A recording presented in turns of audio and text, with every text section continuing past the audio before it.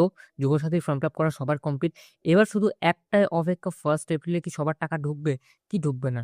হ্যাঁ, তোমার মতন আমারও সব্বার একটাই কোয়েশ্চেন ভাই, যে 1st এপ্রিলে কি ৳১,৫০০ মেসেজ আমরা ব্যাংক থেকে পাবো? যাই হোক, পাবো কি পাবো না সেটা দেখে এখন কোনো লাভ নেই। কারণ যখন ঢুকবে তখন ডেফিনিটলি লক্ষ্মীর ভান্ডারে ৳৫০০ বেড়েছে মানে এখানে যদি আমাদের ৳১,৫০০ ঢোকে, তো বিশাল ব্যাপার, একটা আনন্দের ব্যাপার হবে। ঠিক আছে? বাট এটা নিয়ে আমি এখন কিছু বলব না। বাট তোমাদেরকে আমি একটা জিনিসের জন্যে আজকে বলছি, সামনে ইলেকশন আসছে। তো প্লিজ দয়া করে যারা বাইরে গাড়ি নিয়ে যাচ্ছ, বিশেষ করে বাইক, তো তারা প্লিজ এই ইলেকশনের কটা মাস একটু ঠিকঠাকভাবে যাও। গাড়ির কাগজপত্র, হেলমেট সবকিছু ঠিকঠাকভাবে নিয়ে যেও। কারণ এখন যাকে ধরবে তাকেই পুরো দিয়ে দেবে বাঁশ পুরো। ঠিক আছে?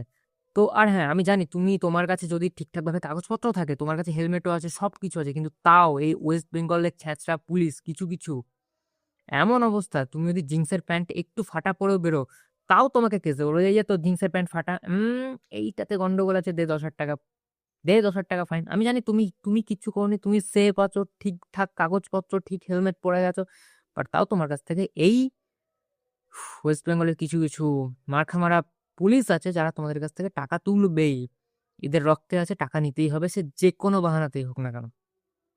বাট তাও সেফটি থাকো, কাগজপত্র নিয়ে বেরো, বিশেষ করে ইলেকশনের কটা মাস। তো সেফ থাকো। আর হ্যাঁ, জানি মাছ খেতেই হবে, তো তাও সেফ থাকাই ভালো।